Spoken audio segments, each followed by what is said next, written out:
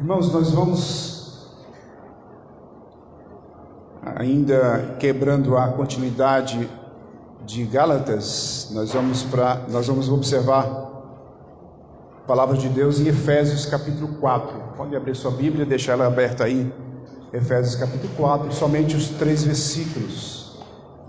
Efésios capítulo 4, os primeiros 3 versículos. Essa passagem, esse parágrafo fala sobre a unidade da fé. E nenhum tema relacionado à vida em Cristo é tão negligenciado como o tema da unidade da igreja. O tema hoje é refletindo sobre a unidade. Vamos refletir um pouco acerca da unidade da igreja. No capítulo 4 da carta aos Efésios, Paulo começa a nos orientar na parte prática da vida cristã. Ele tem falado do capítulo 1 ao capítulo 3, ele dá a doutrina, e do capítulo 4, a partir do capítulo 4, ele vai falar sobre a prática, certo? Não que os 3 primeiros capítulos não tenha prática, e nem que a partir do capítulo 4 não tenha doutrina, mas a ênfase que Paulo dá é justamente para nos ensinar como devemos viver uma vida cristã correta, falando aos Efésios. Mas interessante é que ele começa no capítulo 4 falando da unidade da fé, ou a unidade da igreja. E isso é relevante para nós nos nossos dias, de parar um pouco para pensar se há unidade em nossa vida cristã, se estamos fazendo corretamente. E Paulo nos dá algumas instruções importantes nesses versículos, somente nesses 3 versículos. E a pergunta é: o que podemos fazer para preservar a unidade? O que podemos fazer para preservar a unidade? É bom que meditamos nas razões pelas quais a unidade é tão difícil de ser praticada. Para isso, vamos ler os 3 primeiros versículos aqui do capítulo 4, que diz assim: rogo-vos, pois, eu, prisioneiro no Senhor, que andeis de modo digno da vocação a que fostes chamados, com toda a humildade e mansidão, com longanimidade, suportando-vos uns aos outros em amor, esforçando-vos diligentemente por preservar a unidade do Espírito no vínculo da paz. Efésios capítulo 4, versos de 1 a 3. Vamos orar novamente.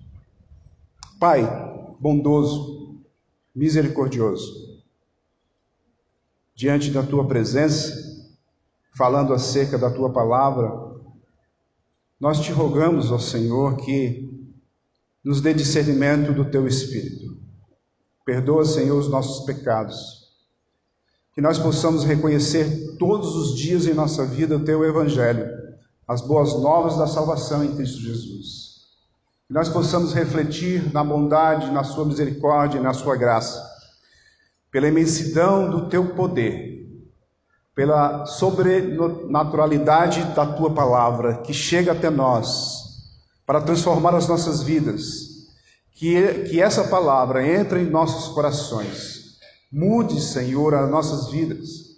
Faça com que a gente seja reflexo do Teu amor, reflexo do Teu Filho, para que as pessoas possam ver em nós, como igreja, algo diferente, algo tão profundo, algo tão nítido, algo que faça diferença no meio da escuridão em que este mundo está. Ó Senhor, não deixe que a gente não cresça, mas que a gente amadureça a cada dia na Tua palavra. Usa-nos, Senhor, usa Teu servo para falar aos corações. É isso que nós pedimos em nome de Cristo. Amém. Primeiro nós vamos definir o que é unidade, definindo a unidade. Eu sei que muitos de nós já sabem, mas grande parte da dificuldade de usufruir da unidade se deve à confusão sobre seu significado. Na mente de muitas pessoas, unidade se refere que sejamos todos iguais. Nós falamos um pouquinho sobre isso na escola dominical hoje. Ou seja, que pensemos da mesma forma, por exemplo. Ou que tenhamos os mesmos objetivos e trabalhemos juntos nos mesmos projetos. Não é isso. Isto não é unidade, mas sim uniformidade. Temos até o exemplo do Exército, por exemplo, ou as Forças Armadas. Temos visto nas igrejas em que se impõe a uniformidade. Isso é natural, uma falta de um aprofundamento real em relação a isso. Em relação à unidade que tanto o apóstolo Paulo como o Senhor Jesus fala de uma forma direta. Quando uma igreja ela parte para a uniformidade, há uma artificialidade da vida espiritual que resulta dessa prática diária, muito artificial. E nem percebemos. Às vezes as igrejas, pessoas na igreja, as igrejas, ou algumas igrejas, não têm uma visão correta do que é unidade. E precisamos meditar sobre isso, precisamos orar sobre isso, para a gente entender realmente o que é unidade na igreja de Cristo. Nessas igrejas que não têm uma visão correta de unidade, ou que pensam que a uniformidade é correta, não se pode discordar, nem ter uma opinião diferente dos líderes, porque isto é quebrar a unidade. Então eles pensam, olha, estamos quebrando a unidade, mas não, na realidade, se falar ao contrário, estamos tentando, ou as pessoas que entendem bem a unidade estão não quebrando a unidade, mas tentando fazer com que a igreja ande corretamente em unidade. Segundo lugar, depois da definição, vem preservando a unidade. Esse é o segundo ponto. E a gente vê isso no versículo 3. Olha o versículo 3. Paulo ele diz, esforçando-vos diligentemente por preservar a unidade do Espírito no vínculo da paz. É interessante a gente notar que Paulo está dizendo que nós precisamos preservar. Precisamos observar que a exortação de Paulo não nos motiva a trabalhar para criar a unidade. Não, a gente não precisa criar unidade. Não é isso que Paulo está nos ensinando, mas sim para mantê-la.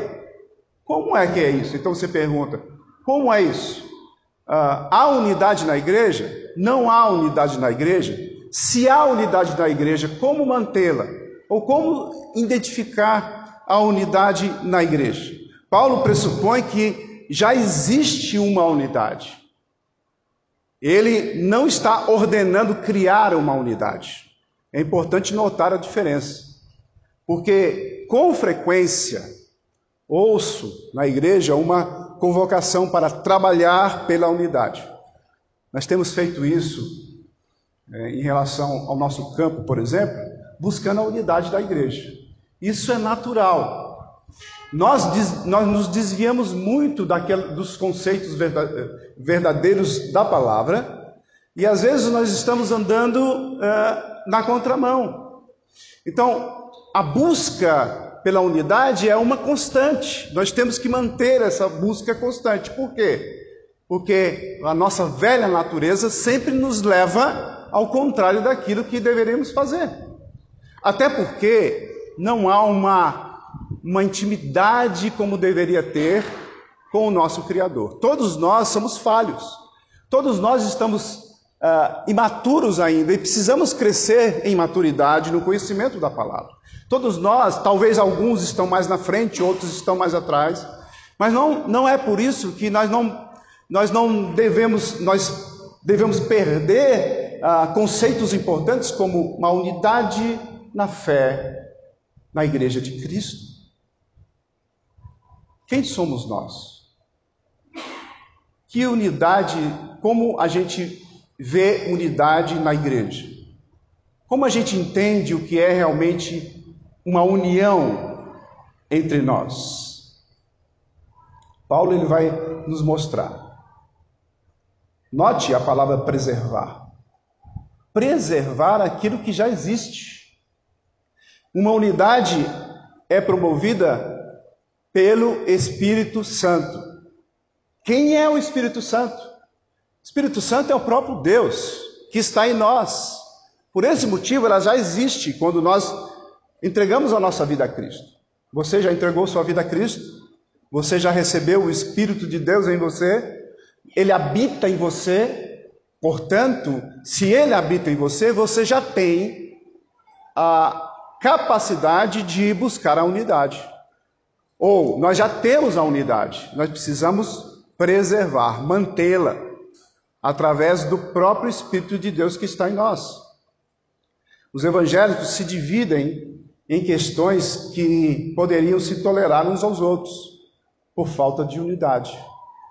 Esse é um problema. É óbvio que nós não vamos fazer uma unidade como uma uniformidade, não, de jeito nenhum. O que nós queríamos é que fosse uniformidade. Tudo bem direitinho, tudo bem conforme aquilo que fosse determinado. Seria muito bom se, por exemplo, a gente dissesse assim, olha, todas as mulheres estarão usando a partir de agora uma burca. Seria bom? Todas igual às muçulmanas, bem cobertas, só com a telinha aqui, não podia mostrar os olhos, nem os olhos. Será que seria bom? Isso é uniformidade no Islã. Você entende isso? Mas, por outro lado, nós não podemos ir ao extremo.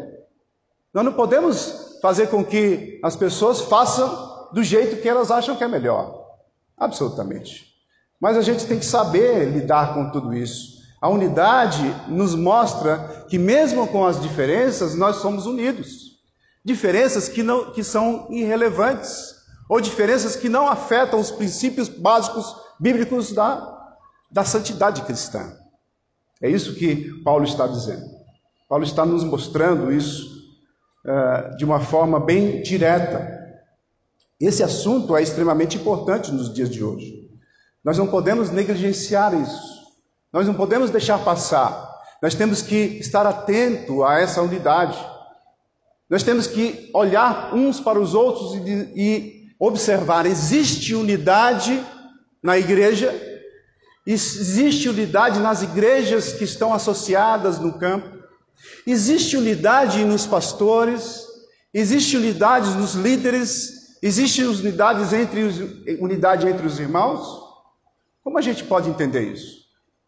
A gente observa, a gente vê e entende que precisa ter unidade na igreja de Cristo. Principalmente porque os dias estão chegando.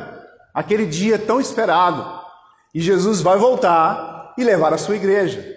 Nós estamos na iminência da volta de Cristo. Eu creio nisso. Talvez você não creia, mas eu creio. Estamos preparados?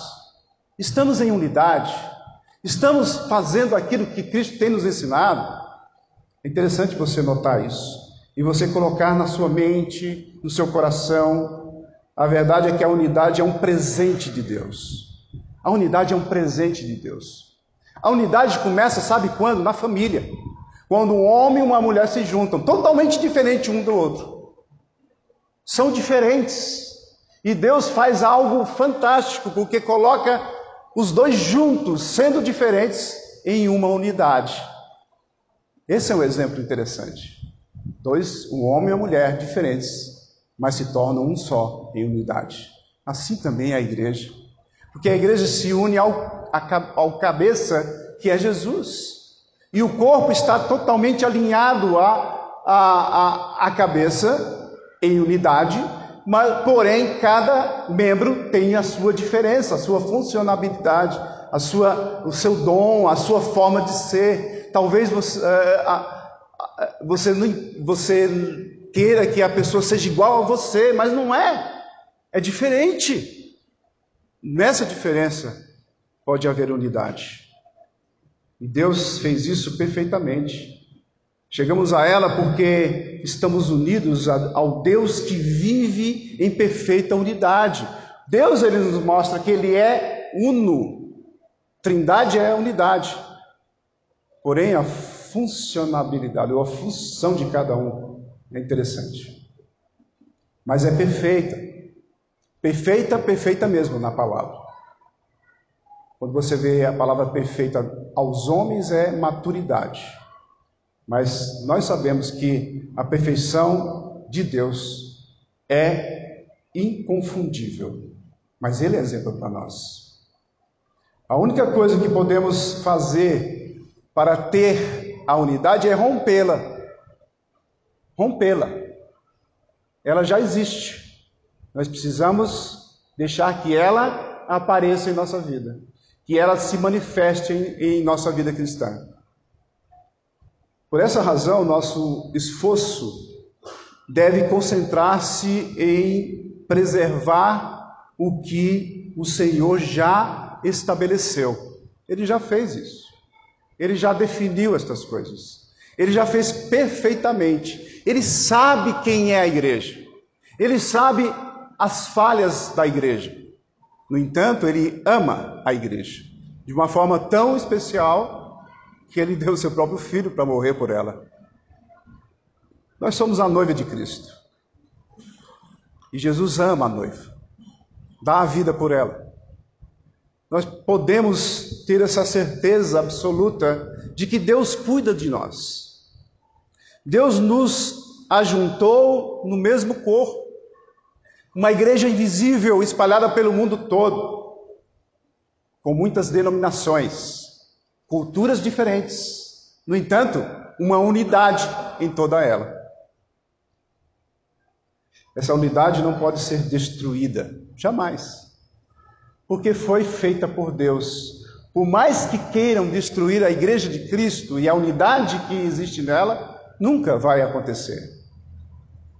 Isso é a nossa segurança, a nossa esperança, sabendo que nós estamos nos preparando para o grande dia, o dia em que estaremos juntos, adorando o Senhor em espírito e em verdade. Agora, como nós sabemos que Deus cuida da unidade da igreja? Porque Ele orou por ela. Abram suas Bíblias em João 17, versículo 20 e 21. Ele orou por ela.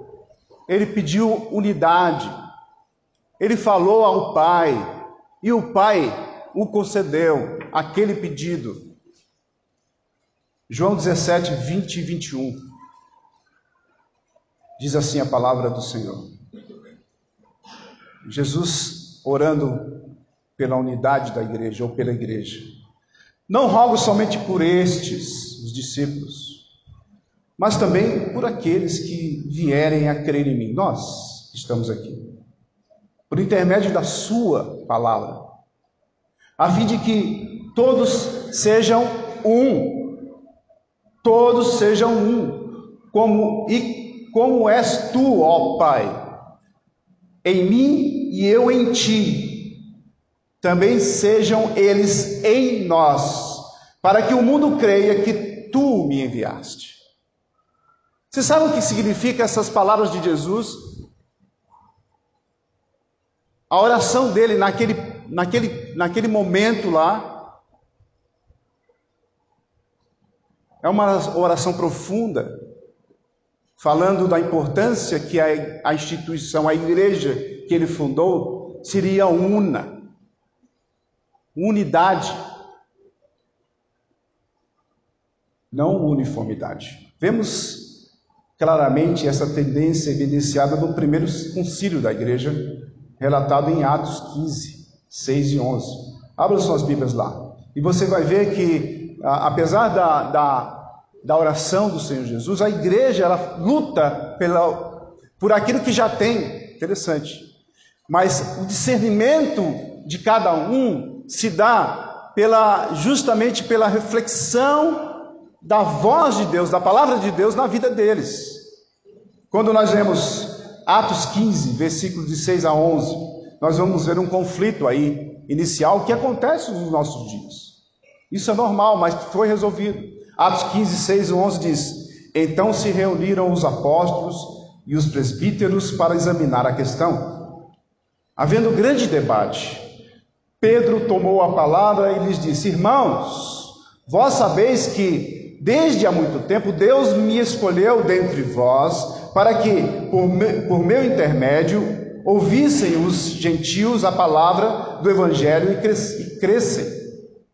Versículo 8. Ora, Deus, que conhece os corações, lhes deu testemunho, concedendo o Espírito Santo a eles, como também a nós nos concedera. E não estabeleceu distinção alguma entre nós e eles, purificando-lhes pela fé o coração.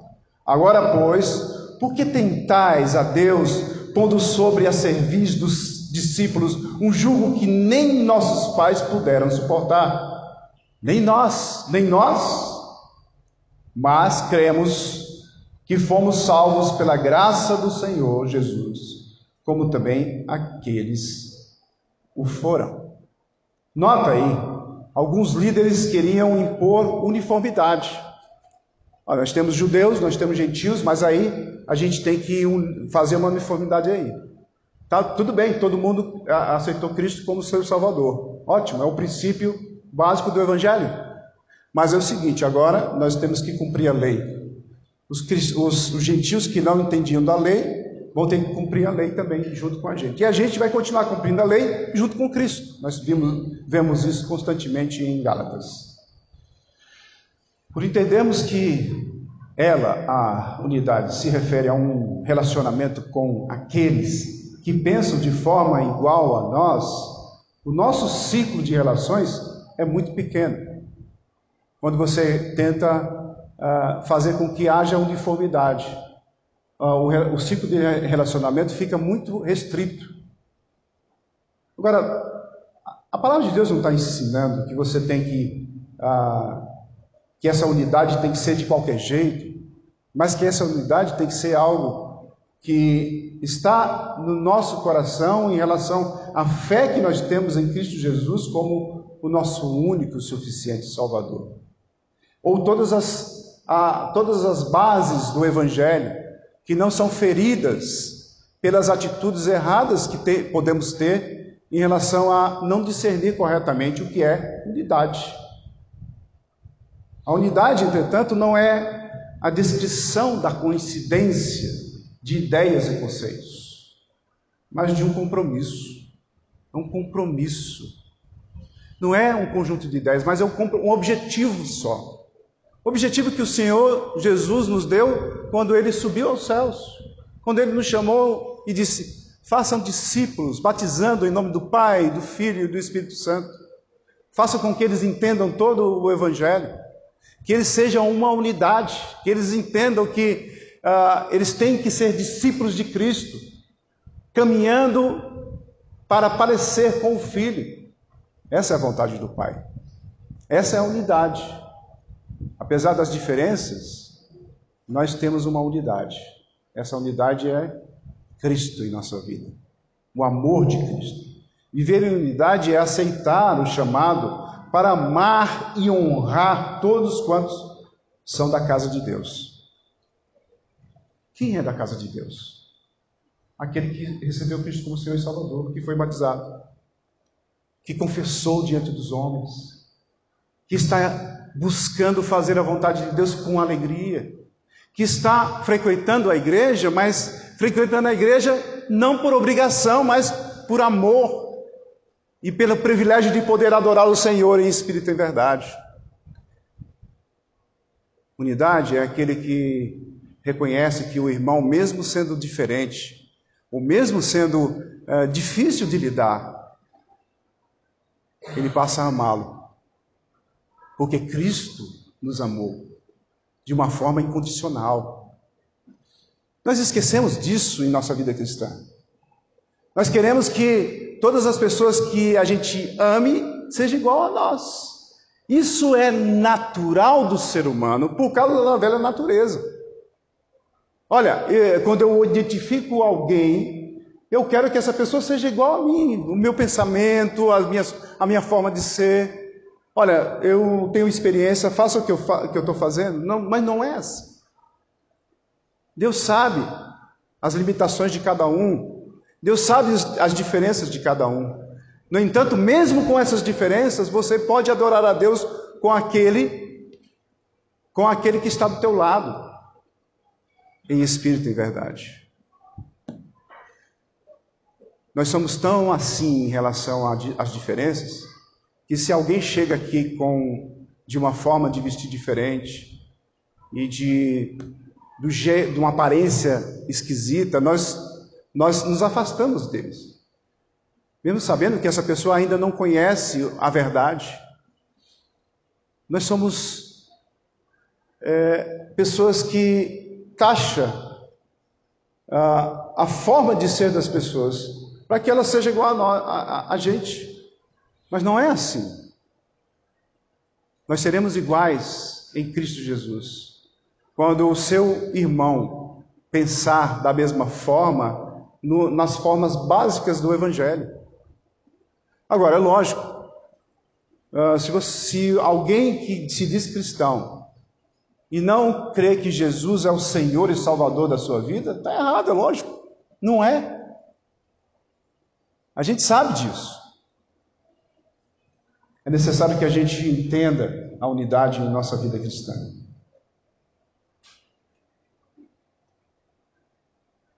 Mesmo quando são diferentes do que somos, fundamenta-se sobre a convicção de que as ideias e os métodos passarão, mas o amor permanecerá para sempre. Rompemos a unidade ao cremos que as diferenças com os outros me permite criticar, menosprezar e condenar. Como promovemos a unidade? E do que ela é constituída? A gente vê isso no versículo 1 e 2. A unidade é constituída pela paz. A unidade do Espírito no vínculo da paz. Vínculo significa amarrados. A palavra aí significa anexados ou grampeados pela paz. É a paz que nos une. O vínculo da paz é que nos dá a unidade. A paz é Cristo Jesus. Como isso acontece? Aí a gente vê o versículo 1 e 2. O que diz lá? Rogo-vos, pois, eu, prisioneiro no Senhor, que andeis ou viveis de modo digno da vocação a que foste chamados. Modo digno da vocação que foste chamados. Todos nós somos chamados. E a nossa vocação nos dá a dignidade de sermos cristãos verdadeiros. Cristão que ama incondicionalmente. Cristão que olha para as pessoas e decide amar, porque não é sentimento. Se fosse sentimento, seria... Mas não é sentimento. Você ama sem precisar sentir. É atitude. Isso é a nossa vocação. Nós somos dignos de vocação porque nós fomos chamados. Só em ser chamado você já está apto para a unidade. Só em ser chamado você está apto para amar. Você tem que ser parecido com Jesus. Você vai chegar para as pessoas e amar as pessoas. Só os cristãos? Todas as pessoas, para que elas possam encontrar em você uma grande diferença. Aí ele continua dizendo, versículo 2, como a gente pode ter essa unidade? Com toda a humildade. Sabe o que é toda a humildade? Não é só uma parte da humildade, não é só um dia de humildade, não é só um tempo de humildade, mas é toda a humildade. Nós temos que fazer igual Cristo, que se esvaziou. Nós não podemos nos esvaziar, porque Cristo ele se esvaziou no sentido de que ele baixou o nível dele de criador para criatura. Nós não podemos baixar mais um nível. No entanto, nós podemos buscar ser parecidos com Cristo, porque em toda a sua glória Ele se deixou ser esvaziado. Nós não podemos, nós poderíamos nos esvaziar, sabe como? Nos tornando cachorro, gato, animal. Aí sim, mas a gente não pode. Graças a Deus por isso. Não tem essa necessidade. Mas a gente pode olhar para Cristo e ver o quanto Ele nos amou. Mas não é só a humildade, mas também a mansidão. A mansidão de Cristo. Ele sabia lidar com as pessoas. Ele sabia o momento certo de exortar as pessoas. De chamar algumas pessoas de raças de víboras. Mas ele era manso, assim como Moisés se tornou. Como nós somos mansos? Em lidar com pessoas diferentes da gente, e mesmo assim fazer com que essa mansidão mostre quem é Jesus na nossa vida. Com longanimidade, a paciência. Nós falamos muito sobre essa questão da nossa ansiedade. Nós não somos longânimos em saber esperar as coisas no tempo de Deus, porque tudo acontece no Kairos. Tudo acontece no tempo de Deus, no tempo oportuno. Não acontece no nosso tempo cronológico, não adianta. A gente fica correndo atrás do tempo. Para quê? Não adianta. Por mais que você corre atrás do tempo, ou a favor do tempo, ou com o tempo, você não consegue diminuir ou aumentar o tempo na sua vida. Na realidade, o tempo vai influenciando você rapidamente e você vai perdendo tempo.